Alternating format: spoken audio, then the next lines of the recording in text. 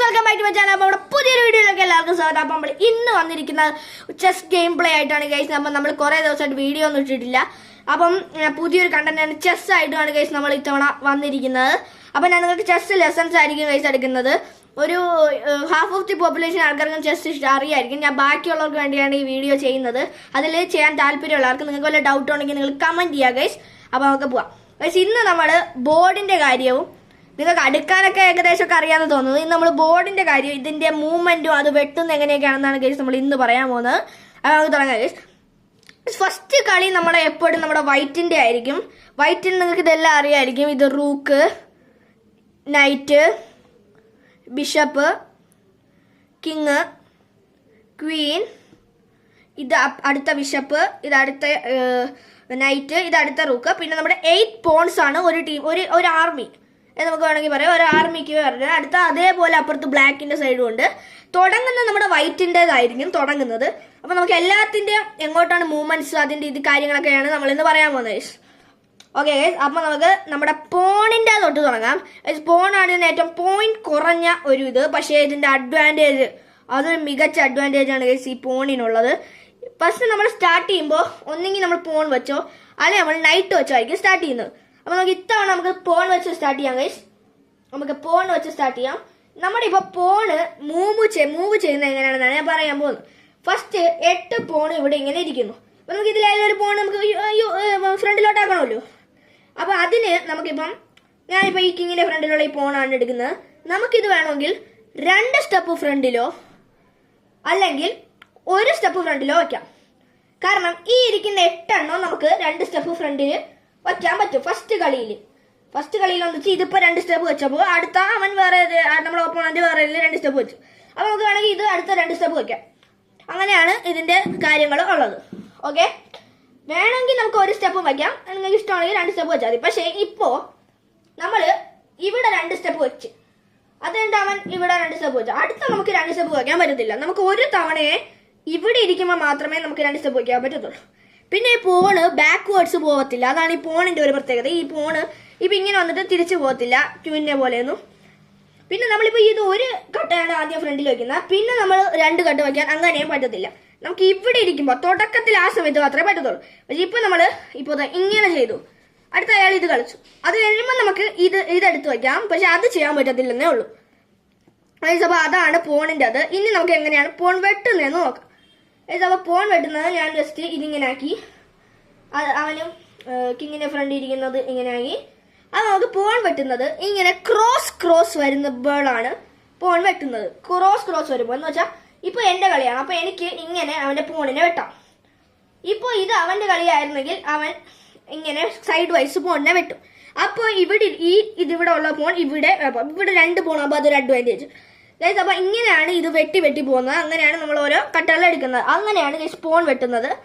അപ്പൊ നമുക്ക് പോണിന്റെ കാര്യം ഇവിടെ കഴിഞ്ഞു. അടുത്ത നമ്മുടെ സൈഡ് വൈസ് ഇരിക്കുന്ന നമ്മുടെ 2 റൂക്ക്, നമ്മുടെ ഈ ആർമി കാസിലിന്റെ തേര് എന്ന് നമുക്ക് വേണമെങ്കിൽ പറയാം. 2 റൂക്കാണ്. നമ്മൾ റൂക്ക് മൂവ് ചെയ്യുന്നത് ഇതെല്ലാം മാറ്റുമ്പോൾ നമ്മൾ റൂക്ക് സ്ട്രൈറ്റ് വേർഡ്സും സൈഡ് വേർഡ്സും ആയിരിക്കും മൂവ് ചെയ്യുന്നത്. ഇവിടെ നിന്ന് ഇവിടെ പോവും, ബാക്ക് വരും, ഇവിടെ പോവും, ഇവിടെ വരും.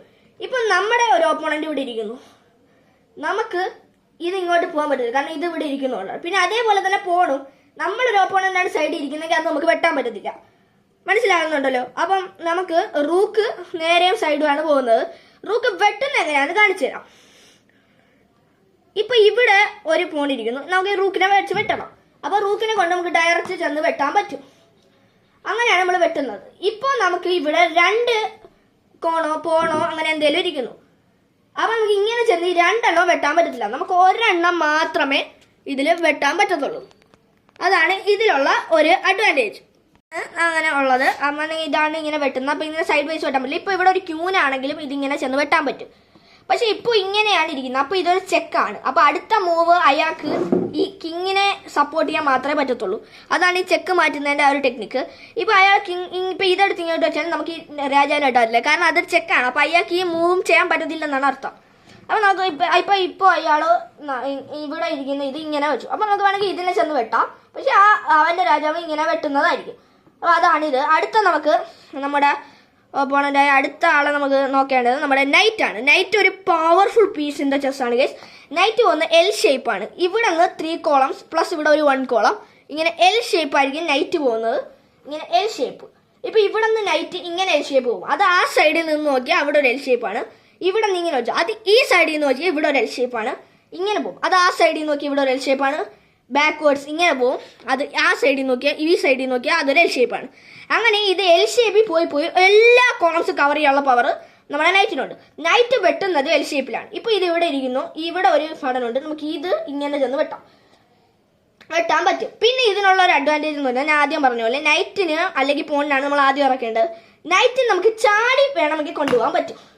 അത് നമ്മുടെ കട്ടയുടെ മുകളിൽ കൂടെ ആയാലും നമ്മുടെ ഓപ്പോണ്ട് കട്ടിയില്ല മുകളിൽ കൂടെ ആയി. ഇപ്പം ഇങ്ങനെ ഇരിക്കുകയാണ്. നമുക്ക് ഇതിങ്ങനെ ചാടി കൊണ്ടുപോയാലേ പറ്റത്തുള്ളൂ. അപ്പം നമുക്കാണെങ്കിൽ ഇങ്ങനെ ചാടിക്കൊണ്ടുപോയി ഇതിനെ വെട്ടാം. അതാണ് നമ്മുടെ ഈ ഒരു നൈറ്റിൻ്റെ പ്രത്യേകത. അപ്പം നമ്മൾ അടുത്ത നമ്മുടെ നോക്കാൻ വേണം നമ്മളെ ബിഷപ്പാണ്. ബിഷപ്പ് പറയുന്നത് നമ്മളെ മലയാളത്തിൽ ആന എന്ന് പറയും. ബിഷപ്പ് ഇങ്ങനെ ഇപ്പോൾ ഇതിൽ 2 ബിഷപ്പുണ്ട്. ഒരു ബിഷപ്പ് ബ്രൗൺ സ്ക്വയറിലും ഒരു ബിഷപ്പ് വൈറ്റ് സ്ക്വയറിൽ. വൈറ്റ് സ്ക്വയറിൽ ഇരിക്കുന്ന ബിഷപ്പ് ഒരിക്കലും ബ്രൗൺ കോളത്തിലോട്ടോ ബ്രൗൺ കോളത്തിൽ ഇരിക്കുന്ന ബിഷപ്പ് ഒരിക്കലും വൈറ്റ് കോളത്തിലോട്ടോ മാറത്തില്ല. കാരണം ഇപ്പോൾ നമ്മൾ ഇതാണ് കളിക്കുന്നതെന്ന് വെച്ചോ, നമുക്ക് ഇതിങ്ങനെ ക്രോസ് വൈസ് കൊണ്ടുപോകാനേ പറ്റത്തുള്ളൂ. ഇപ്പം ഇതിങ്ങനെ ക്രോസ് വൈസ് കൊണ്ടുപോയി അവിടെ നിന്ന് ഇവിടോട്ട് ഇങ്ങനെ ക്രോസ് വൈസ് കൊണ്ടുപോയി ഈ വൈറ്റ് കോളത്തിൻ്റെ ഈ ക്രോസ് ലൈൻസിൽ കൂടെ മാത്രമേ നമുക്ക് വൈറ്റിനെ കൊണ്ടുപോകാൻ പറ്റുള്ളൂ. അതുപോലെ തന്നെയാണ് നമ്മുടെ ബ്രൗണിനെ നമുക്കിങ്ങനെ ക്രോസ് ലൈൻസ് പോകാൻ പറ്റത്തുള്ളൂ. അതൊരിക്കലും ഈ വൈറ്റ് കോളത്തിൽ ചെന്ന് ക്രോസ് ലൈൻസ് പോകത്തില്ല. അതാണ് ഇതിനുള്ള പ്രത്യേകത. പിന്നെ ഇത് വെട്ടുന്നത് അങ്ങനെ തന്നെ ആയിരിക്കും. ഇപ്പം നമ്മൾ ഓപ്പോണ്ട് ഒരെണ്ണം ഇവിടെ ഇരിക്കുകയാണ്, പിന്നെ ഓപ്പോണ്ട് വേറൊരെണ്ണം ഇവിടെ ഇരിക്കുകയാണ്. ഇത് വെച്ച് നമുക്കിങ്ങനെ ക്രോസ് കൊണ്ടുപോയി വെട്ടാൻ പറ്റും. പിന്നെ ഇതും അതേപോലെ പറഞ്ഞ പോലെ നമുക്ക് 2 എണ്ണം ഒരേ ടൈമിൽ ഒരിക്കലും വെട്ടാൻ പറ്റില്ല. ഒരെണ്ണം മാത്രമേ എല്ലാം വെട്ടുന്നെങ്കിൽ ഒരു ടൈമിൽ ഒരെണ്ണം മാത്രമേ നമുക്ക് വെട്ടാൻ പറ്റത്തുള്ളൂ.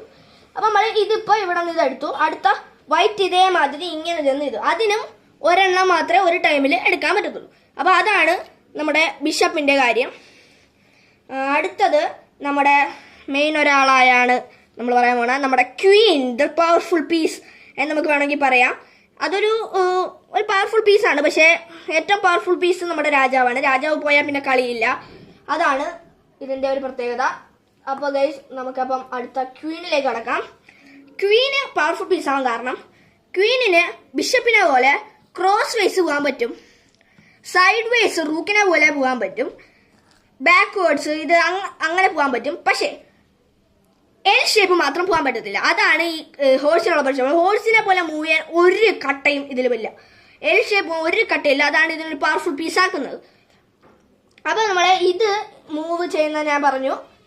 നമ്മളെ ഇത് പിന്നെ ഇപ്പോൾ ഇതിങ്ങനെ ക്രോസ് ബ്രൗണിലാണ് മൂവ് ചെയ്യുന്നത്. വേണമെങ്കിൽ ഇതിന് ഇങ്ങോട്ട് മാറി ഇതിലോട്ട് മൂവ് ചെയ്യാൻ പറ്റും. പക്ഷെ ഒരു മൂവ്മെന്റിൽ ഒരു സ്റ്റെപ്പ് മാത്രമേ വയ്ക്കാൻ പറ്റും. ഇപ്പം നമ്മൾ ഒരു മൂവ് നമ്മളെയാണ്. നമ്മൾ ഇതെടുത്ത് ഇവിടെ വെച്ച് ഇങ്ങനെ അങ്ങ് പോകാൻ പറ്റത്തില്ല. നമ്മൾ ഫസ്റ്റ് ഇത് ഇവിടെ വയ്ക്കണം. അത് കഴിഞ്ഞിട്ട് അവരുടെ ഒരു കളി കഴിഞ്ഞിട്ടേ നമ്മളിത് ചെയ്യാൻ പാടുള്ളൂ. അതാണ് നമ്മൾ ഇതിൽ പറയുന്നത്. അപ്പോൾ ഇത് വെട്ടുന്നേ ഇങ്ങനെ തന്നെയാണ്. ഇപ്പോൾ ഇതിവിടെ ക്രോസ് ഇരുന്ന് ഇത് ക്രോസ് ചെന്ന് വെട്ടാം, സ്ട്രൈറ്റ് ചെന്ന് വെട്ടാം, സൈഡ് ചെന്ന് വെട്ടാം. ഇത് പോകുന്ന ആ വഴിയിൽ പാത്തിൽ ആരുണ്ടോ അവരെ വെട്ടാം. പക്ഷേ ഇതിൽ നേരത്തെ പറഞ്ഞ പോലെ 2 കട്ട ഒരുമിച്ച് വെട്ടാൻ പറ്റത്തില്ല. അത് എല്ലാത്തിലും ഒരു മെയിൻ റൂളാണ്. അപ്പോൾ നമ്മൾ ഇത് കഴിഞ്ഞു. അടുത്ത നമ്മളെ ലാസ്റ്റ് പീസായ നമ്മുടെ രാജാവാണ് കേസുള്ളത്.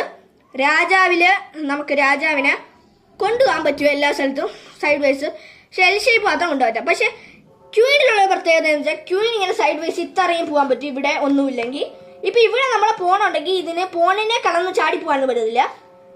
അപ്പം നമുക്ക് കിങ് ആണെങ്കിൽ ഇവിടെയൊക്കെ പോവാം. പക്ഷെ ഒറ്റ സ്റ്റെപ്പ് മാത്രമേ കിങ് നീങ്ങത്തുള്ളൂ.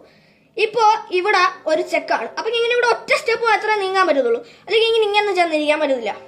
ഇപ്പോൾ ഒറ്റ സ്റ്റെപ്പ് വന്നു. അപ്പോൾ ഇവിടെ അടുത്ത ചെക്ക് വന്നു. അപ്പോൾ ഇവിടെ അടുത്ത ഒറ്റ സ്റ്റെപ്പ് വന്നു. ഇവിടെ അടുത്ത ചെക്ക് വന്നു. ഇവിടെ ഒറ്റ സ്റ്റെപ്പ്. അങ്ങനെ പോകുന്നതാണ് കിങ്. പിന്നെ ഇങ്ങനെ കിങ്ങിന് ബാക്ക്വേർഡ്സ് സൈഡ് വേർഡ്സ് അങ്ങനെ പോകാൻ പറ്റും.